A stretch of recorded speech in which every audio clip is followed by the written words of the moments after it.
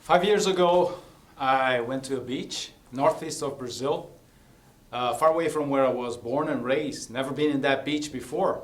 I didn't know that, but that beach is very famous for swimmers that lose their life every year. But that day, many people were swimming, so I thought, like going and swimming and relaxing a little bit at the sea. I always knew how to swim. Since I remember from being alive, my mom has sent me to swimming class until age 14. So swimming was not a problem for me, and I've worked on the sea. And I had like sea survival training courses and all that. So I was never scared about the sea. And that day, I was not trying to do anything amazing, was just giving some strokes. But after just a few minutes in the water, I felt like looking to the shore to see how far I was. And for my surprise, I was more than 50 meters away from all the rest of the swimmers. I have been pulled to the deep side of the sea. And I started to get a little bit worried, but okay, I could swim back. And after a couple of minutes swimming back, for my surprise, the people were getting just smaller.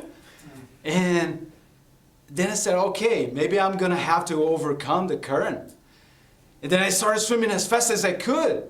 But like after 2 minutes, I was so exhausted and feeling like, oh, I don't think my muscles are going to last. And I couldn't like even move a little bit. So then I started to get really scared. And I said, okay, I'm going to just hang my arms and ask for help. And I said, help, help. But nobody would listen to me.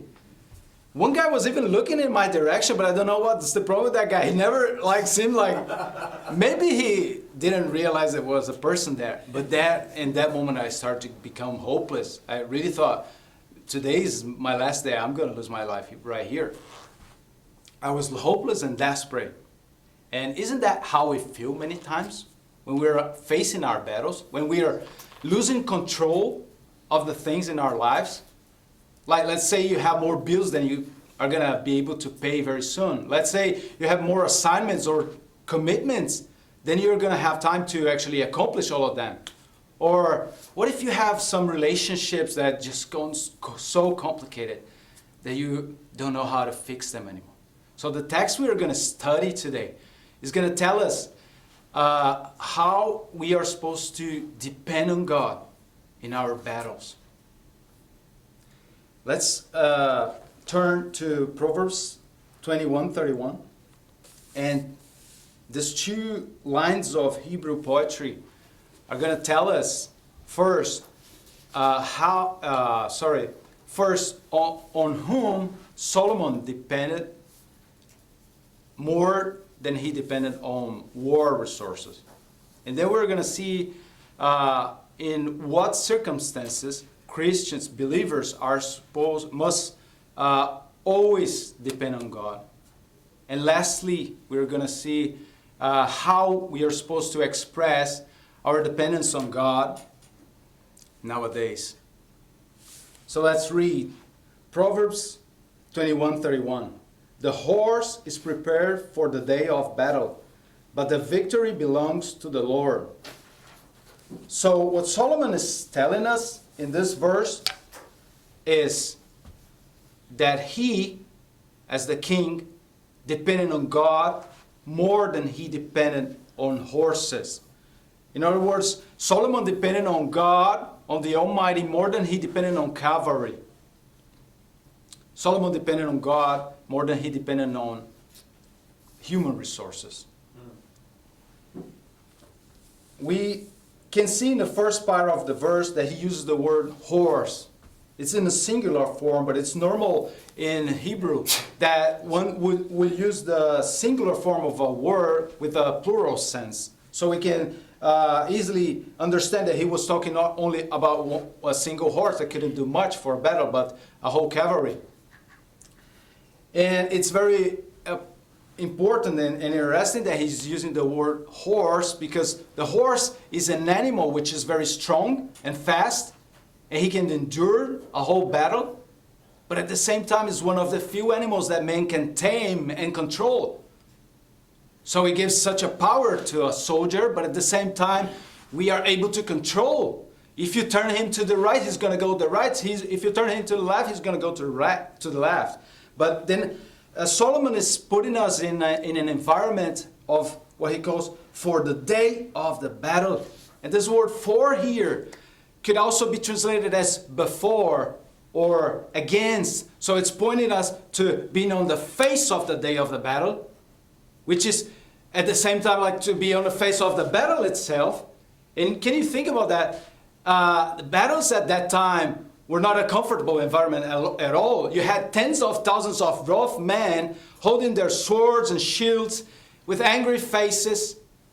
You know, they were ready to die or kill. And on the top of them, you would see like thousands of arrows being thrown in the air towards your direction. So it wasn't a place for you to feel comfortable at all.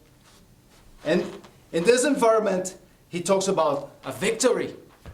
But what is this victory actually talking about? The word that's translated as victory in most of our Bibles can also be translated as deliverance because it has an idea of agency.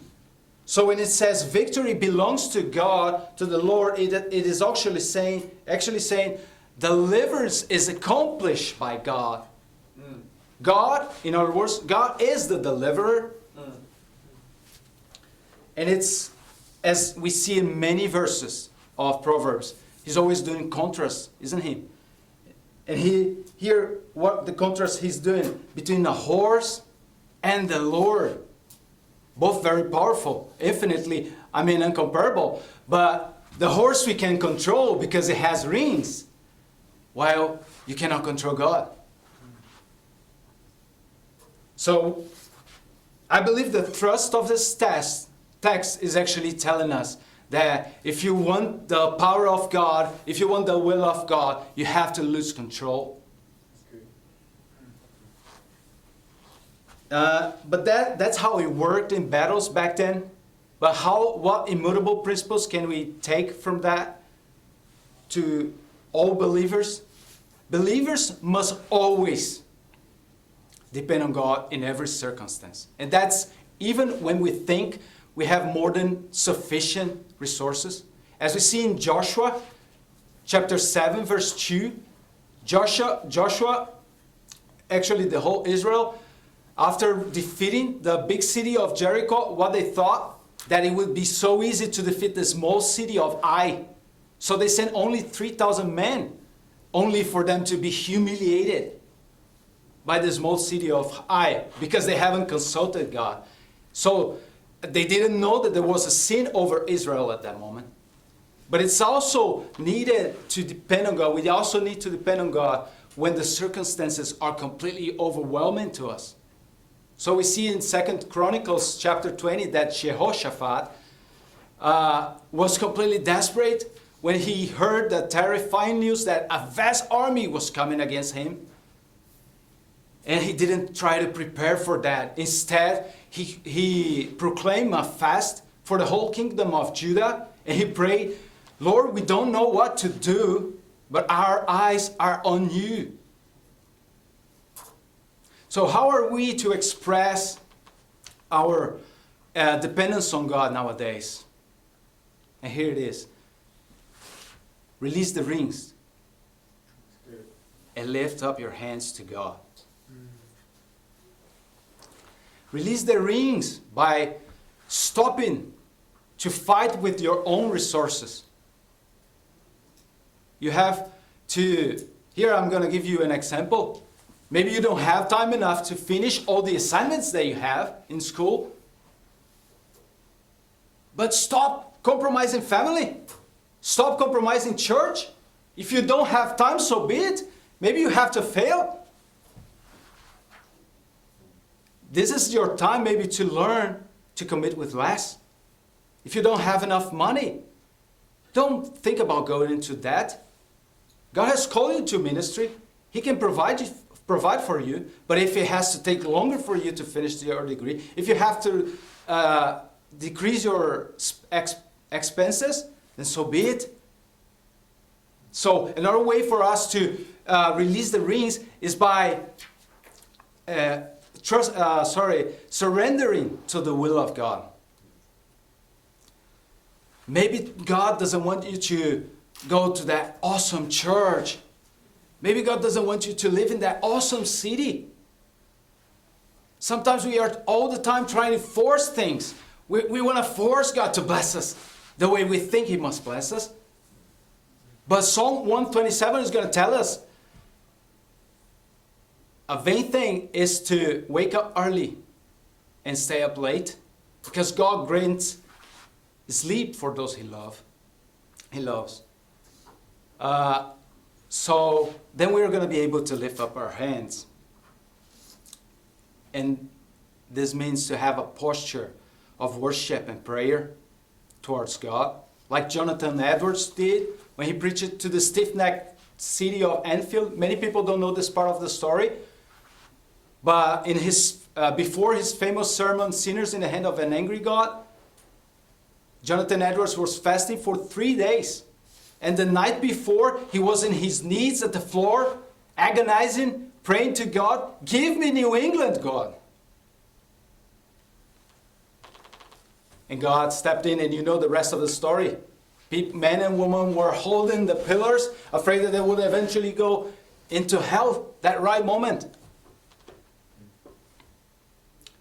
Finally, my friends, you can lift up your hands by remembering that ultimately God is going to finish the work He started in you, and He's going to finish the work He started on earth.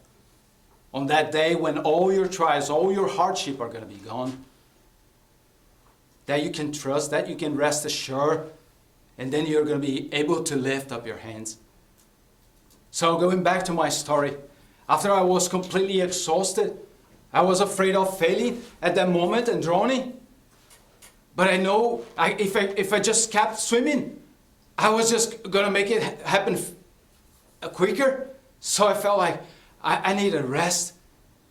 So I stopped trying and fighting. And at that very moment, I started to float on my back. But as I was floating on my back, I looked to the sky. And I remembered to pray. And in that moment, I said, "Oh God, Father, if that is possible, save me in this hour. Allow me to leave." My friends, that was only 10 seconds.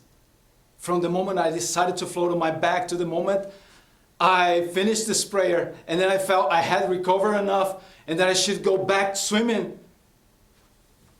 But the moment I turned back to go back swimming, I don't know what happened. That very moment I was just beside the people that I was seeing 50 meters away from me.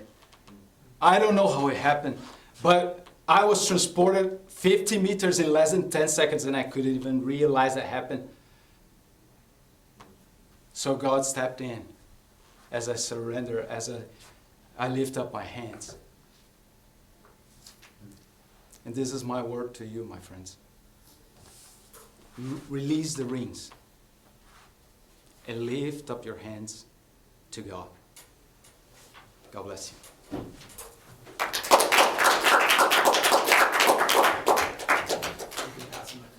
That was good, solid break.